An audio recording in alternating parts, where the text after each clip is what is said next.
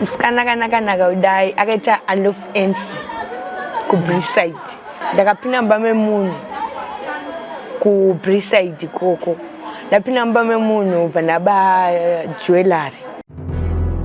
Raphael Signs, a specialist in designing, printing, signage, all vehicle branding, 3D signage and window branding, indoor and outdoor signs. For all your banner designs and print, contact us for a free quotation on the numbers on your screen, or email or visit us at 91 Livingstone, Corner 8th Street in Harare. Raphael Signs, our portfolio speaks for itself.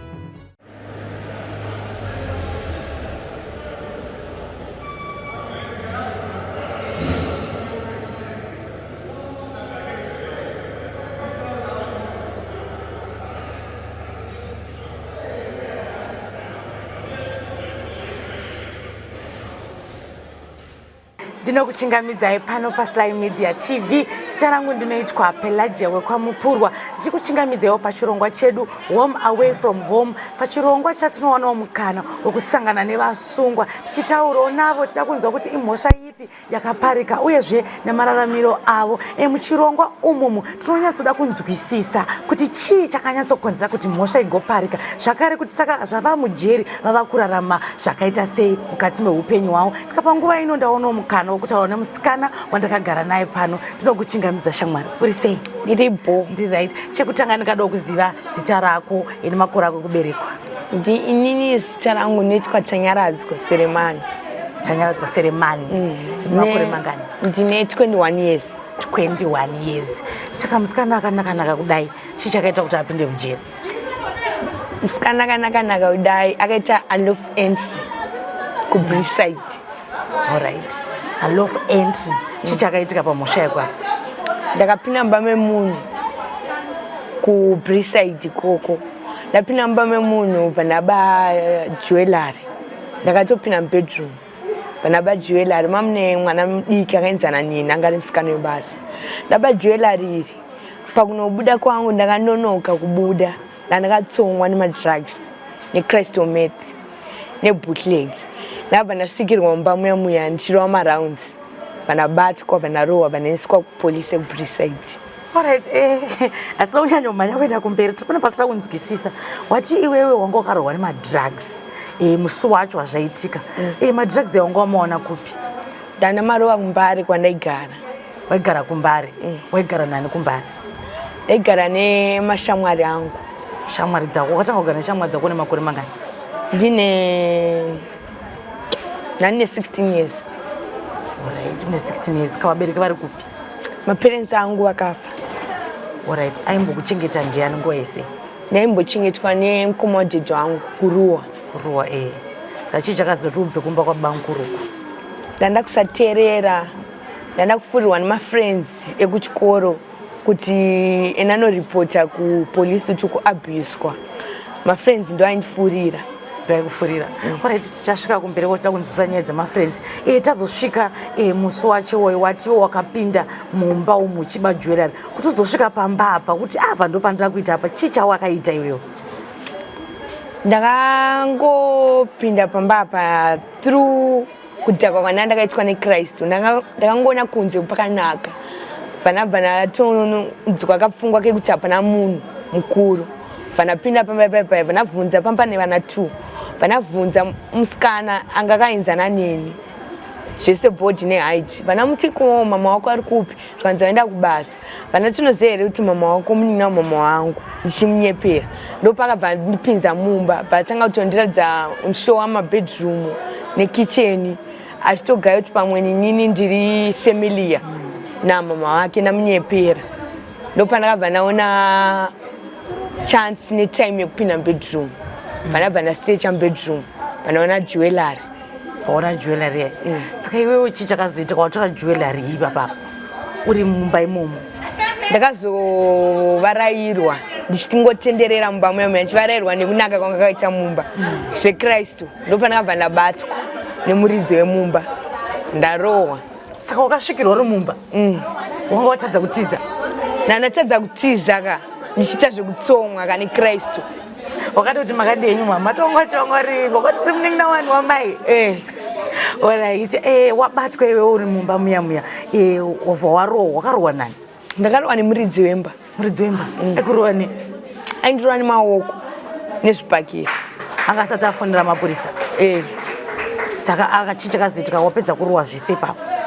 Ndapedza kurowa zvese ipapo pane security kubriside, pane security mumaraini yayo. Ndio akabva yanditora bva yandiendesa. Ivo vakazoita zvekutera. Azokutera. Wataura nyaya kuti iwo wanga wakamwa bootleg yako ine crystal meth. Wanga wakazviona kupi zvinizvi? Ndandakazvitenga ikoko kuMbare kandaigara. Kwaigara. Mari yacho yekutenga zvongwa iwana kupi? Ndandatobawo futi. Saka iwe waita zvekuba? Ndaita zvekuba. Pawaibapo waingoba wakarohwa nemadrugs here kana kuti?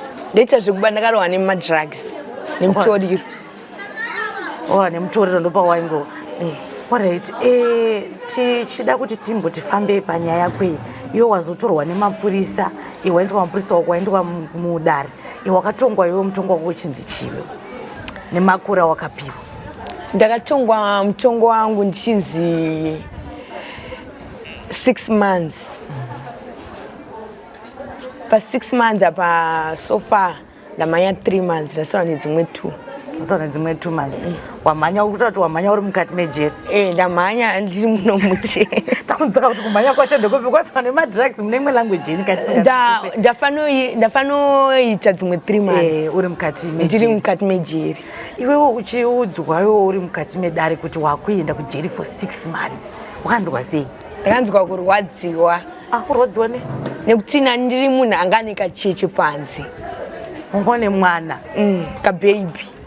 Ipapo titakunzwisa kuti saka mwana uyu wanga wakamita nguva ya? Ndakamita February, ndakamuzvarira kuEpworth kuDombo. Kudombo. Ndokwakamuzvarira. Saka baba vemwana variko here? Baba vemwana variko kuMbare but anoita futi zvemadrugs zvekutsomwa nemutoriro. Saka iwe munhu anoita zvemadrugs wakasangana naye kupi? Ndakasangana naye kuMbare. Muchiita zvemadrugs neshamwari dzako. Saka shamwari dzako mairarama sei kuti muzowana mari kutenga madrugs? Waenda kubasa here? Waita sei? Zvisiri zvekuba zvawambotaura zviya. Zvimwe zvawaita? Zvimwe zvandaita. Ndandiri munhu aienda kuBhawa mutown. Kuhollies basement 263 ndokwandaienda ikoko. Kana waenda kuBhawa waita sei? Usvika wotengesa here kana kuti waidii? Aiwa ndaisatengesa. Inini manje ndaitongeda kutengesa. Munhu obva ndipa mari kana kuti yenight ndobva ndatiza nayo. Obva tondishaya. Ndomatorera ndaita mari. Ndomatorera waita wo munhu anenge akukecha iwo wonyepedzera wanga uri kuda. Saka waizopukunyuka sei? Wotiza sei iwo? Zvakanaka. Aiwa toda kunzwisisa kuti waizviita sei? Kuti zvakanaka sei iwewe? Waimirira urara here kana kuti waimirira kuti adhakwe here? Waita sei? Ndaimirira atakarara ndobva ndamutiza nemari nefoni ndobva ndatoenda. Nemari nefoni. Saka watomubira. Saka iwewe field yako kuba ndokwawaigona. Ndokwandaigona. Zvekuba zveipapo. Ndo zvinonzi short ipapo. Short ipapo. Alright, aiwa tiri kunzwa nyaya yenyu sisi Tanyaradzwa mazopinda mukati mejeri. Ndida kuziva pane pamataura imimi kuti inini ndaigara nababa mukuru kuruwa. Tiri koko ndikazotiza. Toda kumbonzwisisa upenyu hwako Tanya. Kuti upenyu hwawakararama uchikura wanga uri upenyu hwanga wakaita sei? Kubva pakuzonotanga kunogara nana baba mukuru. Tingotiudzawo muchidimbo kuti upenyu hwako iwe kuzosvika pakuzoita skillful zvokuba zvokuti unosvika uchinyepa kuti pamba pehama yangu apa. Muchidimbo inini life yandakararama inini. Mama wangu vakafa 2003. Officially 2004, boys in Ashra 2003. Didi wangu antovaziya, I don't really know my dad. Didi wangu vakafa ndisandazvarwa. Mama wangu ane nhumbu yangu. So takasiwa tiri 2 nebrother yangu. Officially he passed away. Akazofa futi nenyaya yemutoriro iwe. Big brother yako? My big brother. Tikasiwa tiri 2. Ainzi Tafadzwa Serimani. Akazofa. Saka mama wangu andishaikira ndakabva ndatanga kugara nemukoma wadhidhi wangu, brother yangu. Vanetya ivo basi Silia Serimani. Taigara kuruwa. Ndichitoenda kuruwa ndichidzidza kuChiremba Primary School dhuze nekuThorncroft. Ndichienda kuchikoro ndapedzisira ndakufurwa nemafriends kuti ndanoripota kuchikoro kuti dhidhi wangu angada kundirepa. Bana ndichitedzera mafriends angu ndichidaro ndichivatedzera kusvika dhidhi wangu wada kusungwa. Ndapedzisira ndakugara kuhome. kuDombo Shower Children's Home. Panabva kuDombo Shower Children's Home. Panabvunzwa nemasocial worker kuDombo Shower kuti hauna hama here wewe. Hama dzangu bvadzatouya dzakawanda zvanzi amati anadzo but haasi kuda kugara nehama ari kuti yada kuenda kuhome. Panaenda kugara kuDombo Shower Children's Home. Ndichigara kuDombo Shower Children's Home ndakazongotanga kuita stubborn tegara nechima-babies. Chimuka chita basa but chaisamboita basa rakawanda tichienda kuchechi nekuchikoro. Zvadaro vanabva transferwa kuhome kwaya nesco promotion kuBulawayo. Nina mama wangu bvanzwa kuti ndakuendeswa promotion kuBulawayo. Vanazongoona after ndagara 3 months. Manheru vanangona benzi yapaka. Benzi yapaka anambozo ndiani. Ndazongonzwa ndakudedzwa tanyaradzwa Seremani. Uya. Vanadedzwa daro ndikona muningi wamama wangu ari kuchema. Antanya wakaunzwa futi kuJewellery. But ipapo mushenge kuendesa probation. Hapana musha nanamboita but nangonzwa vanhu pahome kuDombo Shower vakuti chakufana kumutransfer kuenda kupromotion. Vanaenda kupromotion yayo. Ndachanga kugara ikoko but muningi wamama wangu akatoita chido. Pauya achindione koko kuhome. Vatondisera grocery. Vanda nchigara ikoko vanapesera ndatiza. Najamba jurahoro ngarakakura zvokuti muningi wamama wangu hatozi nanhasi aziva kuti ndakatiza sei jurahoro iroro. Vanajamba jurahoro vanatiza. Chinangwa chekuti ndandatiza ndakaonekwa mutoilet ndichikisana nemumwe mukomana mudeveri. Vanati kunodzokera futi ndorwa nemvuu naman'wenzi man'u superintendent wepapo. Vanati azviite vanatiza. Natiza ndatanga kugara kupumula South Old koko Bulawayo. Ndo chinhu chakazoita kuti ndiuye kuno kuHarare. Vanatanga kugara futi nditanga kugara nagogo wangu kuTenward.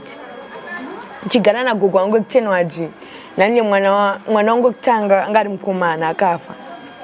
Dzidzi wacho futi anga ari wemadrugs ainzi Spencer. Saka Spencer uyu ainzi Spencer Garimoto aita futi zvemadrugs. Aitoda mwana wake achikwanisa kumuchengeta mwana wake but akazopedzisira futi asungwa. Saka nasina pekugara nemwana. Asungwa daro pakazobuda akabva abuda mwana afa because ndandangoita zvechigunduri nemwana. Mwana wangu papedzisira afira kumwe kumba kwainzi kwana Kudzi kublock 1 kuMatapi ndoko akafira. Angombuka akafa mwana akaoma. Ndakashamisika mwana achitonhora kunge firiji. Mwana afa nei anzi wepinza mwana chando vanaendesa mwana kugomo. Anditozoti mwana akapiswa here kana kuti akaitwa sei ndasingakwanise futi kuatenda mari kuno bhozi mwana panorara munonzi muchi manorara munorara munochengetwa chitunha mwemwe ndasingakwanise kubhadhara fine yacho everyday ainge iri 30 years everyday paunouya. Saka ndachozoti mwana akapiswa here kana kuti akaita sei ndiye mwana wangu wekutanga. Mwana wangu wechi2 ndo ndakazoendesa kuhome. Ndangona vanamendesa kuhome kumachipisa. Vanangofila mapepa. Vanzi mwana wako unozoya uchimutora nemarelatives ako kana wakumuda. Saka apa panandi muno musungwa ndakatofarawo kusanganiswa nehama dzangu. Ndandakuita zvekuenda kumadrugs ndiri muno musungwa. Tichienda takagadzwa nemagadzi kumadrugs. So far ndakaatenda ka2 madrugs ikoko. Kechi2 kacho ndo patikaenda atofuruwa mene kwatikaenda atofuruwa uko ku 7th day ndo pandakasanganiswa nemuningi wamama wangu. Uya wokumbokutera uya. Wokumbonditera kuBulawayo. Ndafara vandasanganiswa nawo ku 7th day koko. Vakatondiziya through ndaenda pamberi kunoimba. Tantiri vanhu vekwaya futi vataita madrugs ikoko. Vataimba kumberi. Yangu yekutaura madrugs kuti wairwa semutoriro. Vana announcer star rangu Tanyaradzwa Seremani ndo pakatondiona. Vana ngoshamisika kutana na NeDombo vesocial achichema vana dedzwa na NeDombo ntanyauya kuno kushamisika muningi wamama wangu. Ndatanga kutomunyaradza sorry mama musacheme chichi zvinowanikwa. Hanzi Tanya komwana chinja wakatanga kundibvunza kuti mwana ari kupi. Ndavaudza ndati mwana ndakamuendesa kuhome. Zvikanzi asi ndakakuti iwewo mwana kana watadza kumuchengeta unouya naye. Vanati inini nemunhu semunairwa madrugs ndandakusaziya futi kuAirport kwamunogara. Vanogara kuAirport kuStopover.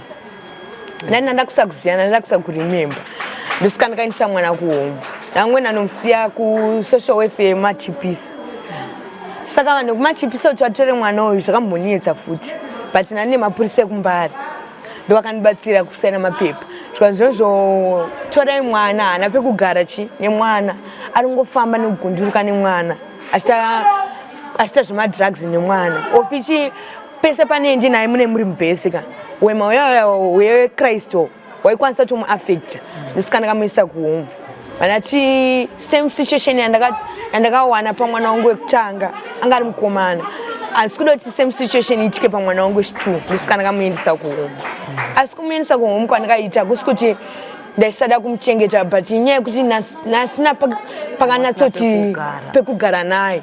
Alright.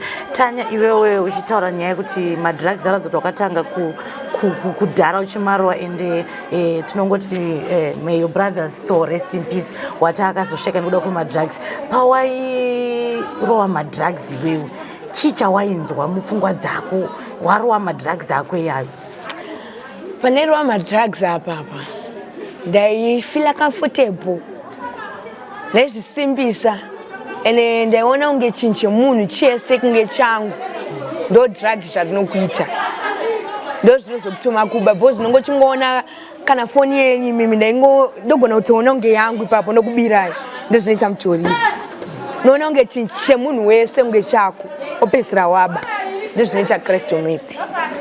Tinonzwa kuti kune vasikana vanenge varimo mumabhesi enyu amunenge muri anochinzana empress saka vasikana vanozobhozi vakomana vamwe vanoba vamwe vanoba saka vasikana vanozoita sei kuti vakwanise kuafodha kutenga mutoriro iwoyo? Vamwe kuti vaafodhe kurowa mutoriro vamwe vanenge vachingorarana nevanhu vese vese ndo zvinoita vamwe vanotoenda kunobira vamwe kana unana Sunningdale kana imomo mugeto Mbare but Mbare zvako ini ndaisazobira Mbare because Mbare ukabira Mbare unorohwa. Wanga wakamborohwa here nekubayo before kana kuti kumbare?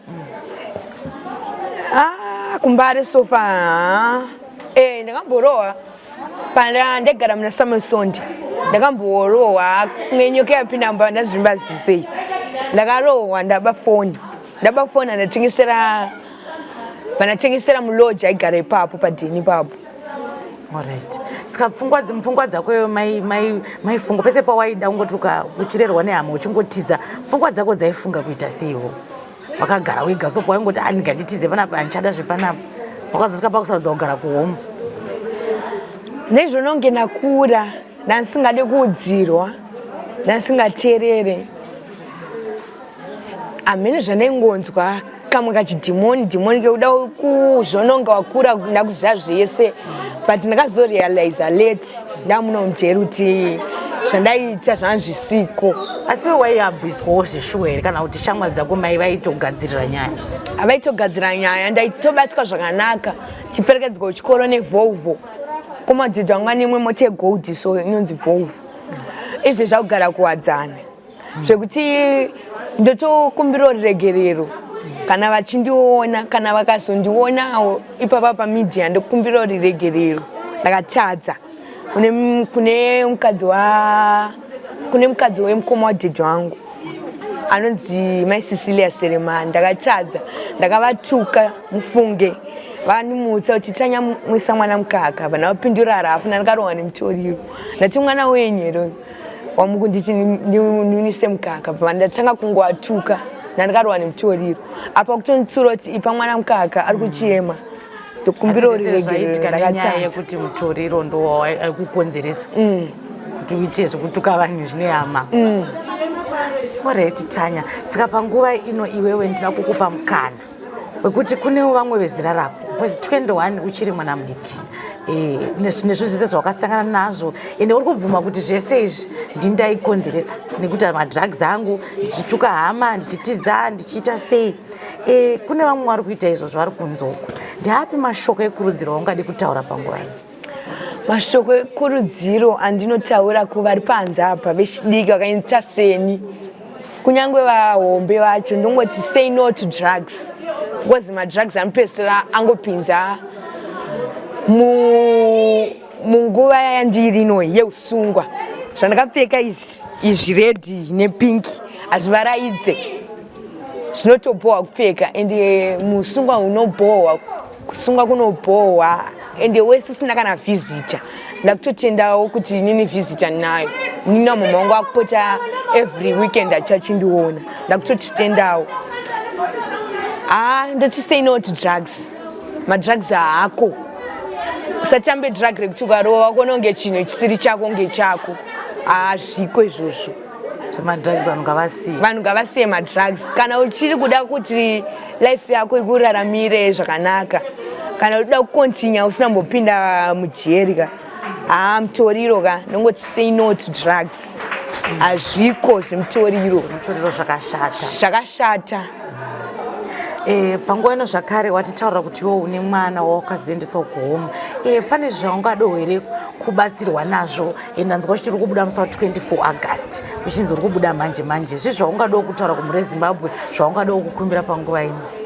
Mhuri yeZimbabwe nongokumbirawo kuti ndikabuda ndanga ndichikumbirawo kubatsirwa nenyaya yemwana wangu. Ndanga ndichida kubatsirwawo nepekugara nemwana. Ndichida kubatsirwawo futi nezvinhu zvemwanawo vanokwanisa. Iwo muno mune program yauri kuchera, wamboti ndaimba kukwaya chase, une imwe program yawakadzidza uri muno kuti yauri kuita uri muno isiri kuimbako mukwaya? Nandichiita program yemadrugs. Ndio wangu wachita yemadrugs. Saugona kutodzidzisa vamwe ukabuda udzidzisawo vamwe? Ndakutozvigona. Kubasa rauno unosvika uchishandawo iwewo kana wabuda muno? Ndida kusvika ndichishanda basa rekurima. Ndakugona kurima. So far kubva ndipinde musungwa kubva pandakatongwa, vasina kutongwa panapa vaite basa. Vanoswera vakangogara, vanenge vachipikawo nemagadziko. Vanenge vachipika nemagadziko because marimandi ka vasati vatongwa. Asi kune isusu yedu tatongwa, hatizopike nemagadziko. Tinchena kugarden 1. Pane rinonzi garden 1 riri padhuze negate. Kozoita garden 2 ndokwandiri nini. Kune kamufambo. Takadzidza zvakawanda kurima. Taseisei. Alright, pangwana tikada kuziva futi kuti mwana wako iwewe ane makore mangani uye musikana here kana kuti mukomana? Mwana wangu musikana, ende asati asvika 2 months, kachiri kababy. Zvekuti pandakapinda muno mujeri ka, nanhasi kutaura kuno kuchingobuda mukaka. Mukaka uchiri kungobuda? Wamuitira utsinye ka? Amuitira utsinye, ndikutomufunga, ndikaona tumababy twe vanhu ndikunzwa ndikunzwa kurwadziwa zvekuti I even want to phone kusosha kuna Google mangoma kuti mwana wangu ngangouya zvangu. Uda kumboona saka ndozvauri kukumbirawo? Ndizvo ndikukumbira kuti mwana wangu vangoona pagedhi ndimbomuonawo zvangu. Ndizvo ndikungokumbirawo. Saka waona kuti nyaya yemadrugs wokutanga akafa uyo hausisi naye yakashata. Wadzidza ka? Ndadzidza. Ndikabuda viewers kuti vemedia imimi chatokutsvagai because ndotozoti kubata basa kwamaita kuonekwa kwandinoita nevanhu chatondibatsira pakawanda ende ndichatokutendai ndichakutsvagai ndabuda panze apo. Usaregedze kuti tsvaga. Mhuri yeZimbabwe ndiwo sisi Tanya watatakagara nawo vachitaurawo nhoroondo yavo kuti upenyu zveshuwa hongo katonaka. Munhu aifamba nevhovho anzi vhovho yabangu rangu yegold, asiwo zvinenge zvichiitika mupfungwa memunhu hapana anenge achiziva. Asi iye atara Tanya akati inini hangu ndarifoma, madrugs akashata. President vari kuramba vachingotaura, president vamunangagwa vari kuti ngatisiyane nemadrugs, zvichitaura unongochiona sedambe. Asi tiri kukupai mukana wekuti musanganewo nevamwe vanenge vakarova madrugs akuti mudzidze kuti madrugs akashata. Panguva ino hatina mashoko atinogona kutaura, uyezve tichingotaura kuti kune vachada kubatsira Tanya panhau yemwana. Nditaura kuti mwana wake achiri mudiki ende ari kuti kana ndabuda munoda unotorawo mwana wangu ndigare naye. Munongozongotibatawo tichibatanawo naTanya kuti awane rubatsiro. Regai ndigokusiyai pano tichitendawo musikana ari pakamera tarumbidzwa ari kutiunzirawo chirongwa. Sarai zvenyu zvakanaka. Ndini wenyu Pelagia wekwamupurwa.